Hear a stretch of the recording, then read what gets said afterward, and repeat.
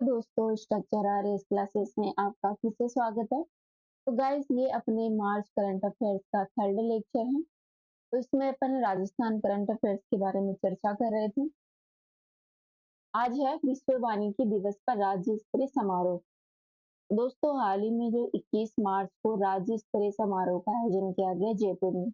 जयपुर में एक स्थान है राजस्थान इंटरनेशनल सेंटर। ठीक है।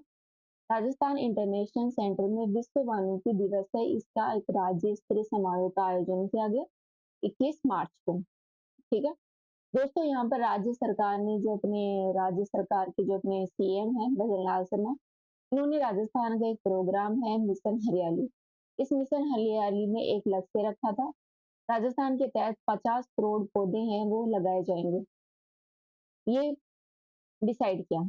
दोस्तों, मिशन हरियाली राजस्थान प्रोग्राम है वो प्रधानमंत्री का जो प्रोग्राम है एक पेड़ माँ के नाम, उस प्रोग्राम से प्रेरित है। ठीक है। तो मिशन हरियाली प्रोग्राम है वो राज्य सरकार का प्रोग्राम है जिसका टारगेट है 50 करोड़ पौधे लगाना। ठीक है। इसके साथ ही वन विभाग ने गाइस जो वन विभाग के द्वारा जो विभागीय जो कार्य हैं उनमें ट्रांसपेरेंसी लाने के लिए एक नवीनतम ऐप का शुभारंभ किया गया जिसका नाम है स्टेक। ठीक है। स्टेक ऐप है जो कि वन विभाग से जुड़ी हुई जो भी कार्य प्रणाली है उसमें ट्रांसपेरेंसी लाएगा, जो कि देश भर का पहला डिजिटल आईटी तकनीकी के उपयोग को विकसित किया है, जिसमें यह एक DG one forest stake app है। इसके साथ ही इस समारोह के दौरान अन्य तथ्यों पर भी चर्चा की गई, जैसे कि इको टूरिज्म फैसिलिटी की स्थापना है वो सीताराम वाइल्ड लाइफ सेंचुरी में की जाएगी। वहीं गोल्फ कोर्ट सुविधा है वो केला देवी नेशनल पार्क जो कि अपने भरतपुर में है और नाहरगढ़ बायोलॉजिकल पार्क में शुरू की जाएगी। इसके साथ ही राजस्थान में जलवायु परिवर्तन प्रतिक्रिया और पारिस्थितिकी तंत्र सेवा के लोगों ये जो प्रोग्राम है इसका अनावरण भी किया गया। दोस्तों, यह प्रोग्राम है वो राजस्थान में जलवायु परिवर्तन के प्रभावों को कम करता है, साथ ही पारिस्थितिकी जो तंत्रीय सेवाएं हैं उनको बढ़ाने में भी महत्वपूर्ण योगदान देता है। इसके साथ ही कहा गया है कि राज्य में पहली बार कृषि वानिकी पॉलिसी भी लाई जाएगी। इसके अलावा जो स्थानीय प्रजातियां हैं उनको संरक्षण देने के लिए राज्य सरकार के द्वारा इस समारोह में वन डिस्ट्रिक्ट वन प्रजाति एक जिला एक प्रजाति कार्यक्रम की शुरुआत भी की जा रही है। इसके साथ ही मातृवन की स्थापना सभी जिलों में की जाएगी। और जो घड़ियाल है, घड़ियाल के संरक्षण के लिए सवाई माधोपुर में एक क्षेत्र है पालीघाट। पालीघाट के निकट घड़ियाल रिजर्व सेंटर की स्थापना की जाएगी।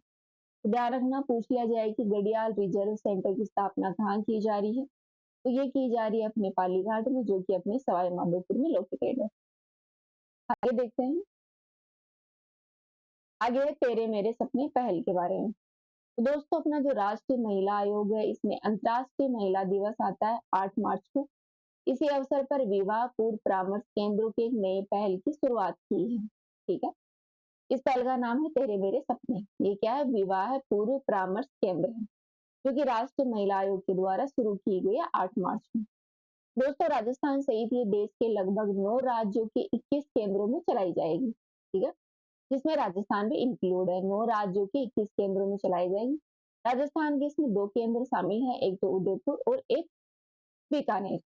अर्थात राजस्थान के उदयपुर और बीकानेर में यह योजना चलाई जाएगी तेरे मेरे सपने, जो कि राष्ट्रीय महिला आयोग का प्रोग्राम है।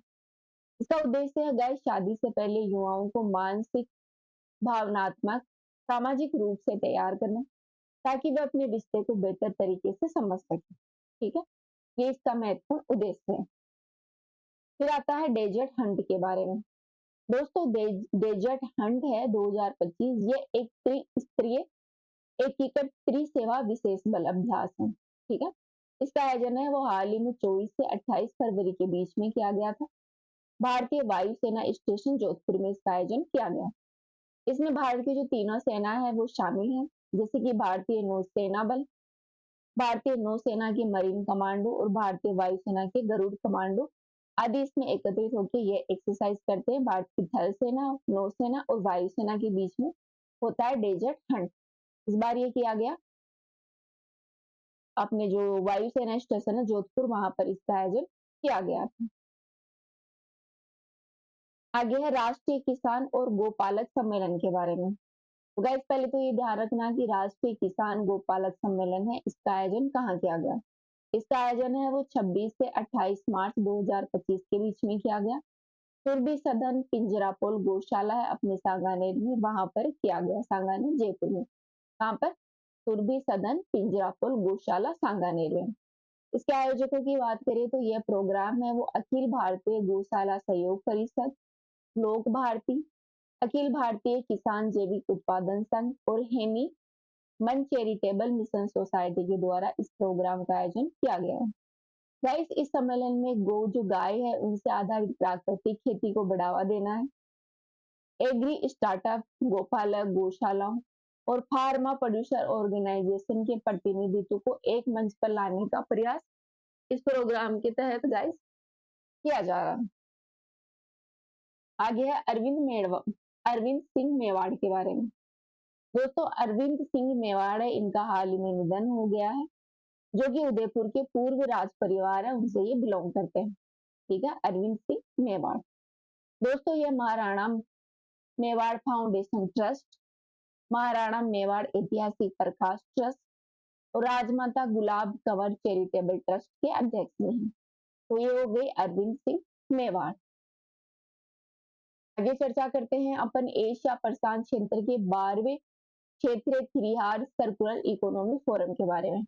इट इज वेरी इंपॉर्टेंट, ये बहुत इंपॉर्टेंट है, इसका ध्यान रखना। एशिया प्रशांत क्षेत्र में 12वें क्षेत्रीय त्रिहार और सर्कुलर इकोनॉमिक फोरम के आयोजन के बारे में। तो दोस्तों, इसका आयोजन है वो 3 से 5 मार्च के बीच में किया गया, अपने जयपुर में किया गया। जयपुर में कहाँ किया गया? जयपुर का जो राजस्थान इंटरनेशनल सेंटर है वहां पर इसका आयोजन किया गया है। इसके आयोजकों की बात करें तो इसका आयोजन है वो आवास शहरी कार्य जो मंत्रालय है, अपनी जो शहरी और कार्य आवास मंत्रालय है उसके द्वारा, इसके साथ ही संयुक्त राष्ट्र क्षेत्रीय विकास केंद्र के द्वारा और वैश्विक पर्यावरण रणनीति संस्थान के द्वारा, अर्थात 3 संस्थाओं ने मिलकर इसका आयोजन किया है। इसके समर्थन की बात करें कि इस प्रोग्राम का समर्थन किसको प्राप्त है?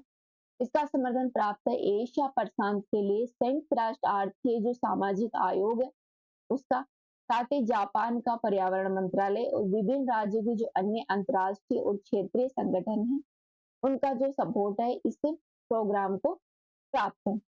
इसके थीम की बात करें कि इसका विषय क्या था, तो इसका विशेष विषय था जो एशिया प्रशांत क्षेत्र है, एशिया महाद्वीप है और प्रशांत क्षेत्र से जो भी देश जुड़े हुए हैं उनका सतत विकास करना, उनमें कार्बन तटस्थता प्राप्त करने की दिशा में सर्कुलर इकोनॉमी का निर्माण करना। ठीक है, जो भी कार्बन एमिशन बढ़ रहा है उसको कंट्रोल करना। ये 3R पॉलिसी पर आधारित है। 3R का मतलब है रिड्यूस, रीयूज और रिसाइकल। मतलब कोई भी कचरा है उसे रिड्यूस करना है, उसे रीयूज करना है, फिर उसे रिसाइकिल करना है। इस सिद्धांत पर यह मुख्य रूप से काम करता है। यह टिकाऊ उत्पादन और उपभोग पैटर्न के लिए एक रोड मैप तैयार करने का काम करेगा। ठीक है दोस्तों, फोरम का समापन है वो एशिया प्रशांत देशों के संसाधन कुशल सर्कुलर अर्थव्यवस्था में परिवर्तन को प्रोत्साहन देने के लिए यहाँ पर जयपुर घोषणा का समर्थन भी किया गया। तो पूछ लिया जाए कि जयपुर डिक्लेरेशन क्या है? जयपुर डिक्लेरेशन है एशिया प्रशांत क्षेत्र में संसाधन को कुशल बनाना, सर्कुलर इकोनॉमी में परिवर्तन को प्रोत्साहन देना। ठीक है दोस्तों, भारत है वो 2026 में वर्ल्ड सर्कुलर इकोनॉमी फोरम है उसकी मेजबानी करेगा। ठीक है, इसके साथ ही 2023 में वर्ल्ड सर्कुलर इकोनॉमी की जो मेजबानी है वो की थी कंबोडिया ने, और 2018 ने इसके 8वें फोरम की मेजबानी है वो भारत ने की थी, जिसका आयोजन है वो इंदौर में किया गया था। इंदौर जो कि अपने एमपी में है, जो कि इंडिया का सबसे साफ जिला है। आगे देखते हैं, आगे राज्य स्तरीय आरोग्य मेले के बारे में। दोस्तों, इस मेले का आयोजन है वो 1 से 4 मार्च के बीच में किया गया। कहाँ किया गया? इसका आयोजन है अपने शिल्पग्राम जवाहर कला केंद्र है जयपुर, वहां पर आयोजित किया गया। ध्यान रखना, शिल्पग्राम जवाहर कला केंद्र है जयपुर, वहां पर इसका आयोजन किया गया राज्य स्तरीय आरोग्य मेले का। इसका उद्घाटन है वो 1 मार्च 2025 को जो अपनी उप मुख्यमंत्री है दिया कुमारी, इसके साथ ही आयुष मंत्री है डॉक्टर प्रेमचंद बेरवा, उनके द्वारा इसका उद्घाटन किया गया। इसका आयोजक है, मतलब इसका ये जो मेला है वो किसके द्वारा आयोजित करवाया गया? तो जो अपना आयुष विभाग है उसके द्वारा इसका आयोजन करवाया गया। आयुष विभाग राजस्थान सरकार के द्वारा। इसके उद्देश्य की बात करें तो राजस्थान में आयुर्वेद और जो पारंपरिक चिकित्सा पद्धति है उसको बढ़ावा देना इसका महत्वपूर्ण टारगेट है। दोस्तों इस मेले में पारंपरिक जो चिकित्सा पद्धति है उसके साथ साथ जो आधुनिक तकनीकें हैं जैसे कि टेलीमेडिसिन की परामर्श को भी बढ़ावा देना है, जो अपेक्षा से अधिक आकर्षण का केंद्र भी रहा है। आगे देखते हैं। आइए नेशनल मेडिकल ऑर्गेनाइजेशन के बारे में। NMO, national medical organisation. दोस्तों इसका हाल ही में 44वां राष्ट्रीय अधिवेशन नियमिकों 2025 का आयोजन किया गया। इसका आयोजन है वो 12 मार्च को उदयपुर में किया गया। ठीक है, कहाँ किया गया? उदयपुर में। इसके उद्घाटन करता है राजस्थान राज्यपाल हरिभाऊ बागड़े और इसका आयोजन करवाया नेशनल मेडिकल ऑर्गेनाइजेशन तथा आर&टी मेडिकल कॉलेज उदयपुर में मिलकर इसका ऑर्गेनाइजेशन करवाया है नेशनल मेडिकल ऑर्गेनाइजेशन का 44वां अधिवेशन, जिसका उद्देश्य है चिकित्सा के बीच में सेवा भावनाओं को बढ़ावा देना और समाज में स्वास्थ्य तथा शिक्षा और जो सेवा है उसके प्रति लोगों को जागरूक करना। अर्थात चिकित्सा क्षेत्र में समाज में जो भी स्वास्थ्य स्वस्थ लोगों को बढ़ावा देना, उनकी शिक्षा और सेवा के प्रति लोगों को जागरूक करना। इसके लिए नेशनल मेडिकल कॉलेज जो ऑर्गेनाइजेशन है इसका 44वां अधिवेशन हुआ। कौन सा अधिवेशन? 44वां अधिवेशन हुआ है उदयपुर में। ठीक है, तो ये अपनी चर्चा की कुछ राजस्थान के जो भी फैक्ट्स थे उनके बारे में। अब नेक्स्ट वीडियो में फिर मिलते हैं, अभी के लिए इतना ही। Thank you.